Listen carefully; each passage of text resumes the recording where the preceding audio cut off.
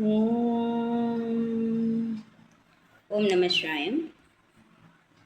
வகுப்பில் ஒரு மாணவி ஒரு சுவையான கேள்வி கேட்டாங்க.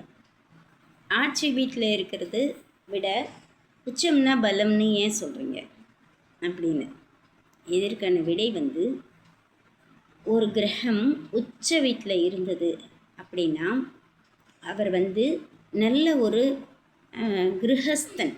அப்போ தான் திருமணம் ஆக வேண்டிய பருவம், இல்லைன்னா அப்போ தான் திருமணமான புது அது போல் இருக்கிற ஒரு திடமான நிலை. அப்போ முழு ஆற்றலோடு அவங்க நமக்கு எல்லாம் தர முடியும் இல்லையா? முழு ஆற்றலோடு அவங்க இருப்பாங்க. அப்போ நம்ம பெறுவது ரொம்ப நல்லா இருக்கும். இப்போ உதாரணமாக முழு சுபர், ரொம்ப சாத்வீகமான கிரகம் குருவை எடுத்துக்குவோம்.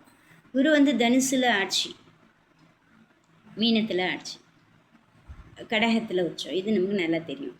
இங்கே எங்கே அவர் அதிக வலிமையோடு இருக்கார் அப்படின்னா, தனுசு வீடு அவரோட ஆட்சி வீடு, அவரோட சொந்த வீடு தான். ஆனால் அதற்கு அடுத்து மகரத்திலேயே அவர் நீசமாக போகிறாரு. அப்போது தனுசில் அவர் எந்த நிலையில் இருப்பார் அப்படின்னா, நீசம் அப்படின்னா சந்நியாசம்.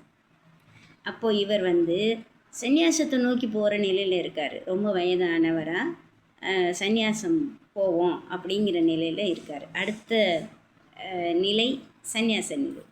அப்போ அவர் எப்படி நமக்கு முழு ஆற்றலோடு நமக்கு உதவி செய்ய முடியும்?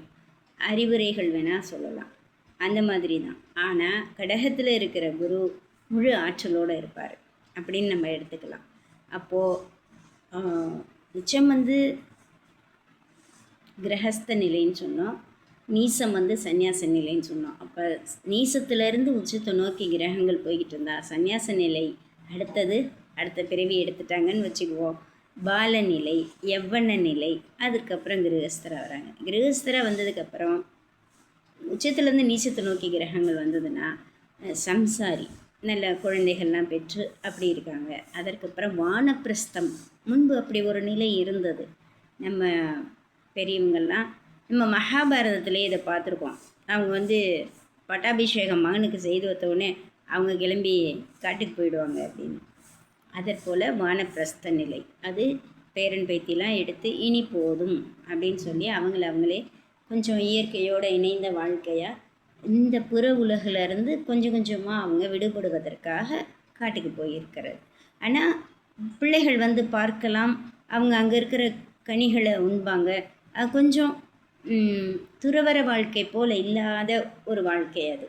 அதற்கப்புறம் துறவு நிலைக்கு போகிறது, அதுதான் நீசம்னு சொல்கிறது. அப்போது இந்த கிரகங்கள் இருக்கிற அமைப்பை வச்சு அவங்க எந்த அளவு ஆற்றலோடு இருக்காங்க, எந்த அளவு நமக்கு அதனால் பலன் கிடைக்கும். ரொம்ப குழந்தை நிலையில் இருந்தாங்கன்னா குழந்தைக்கான அந்த வேலை தான் அவங்களால செய்ய முடியும் இல்லையா? அப்போ அதற்கான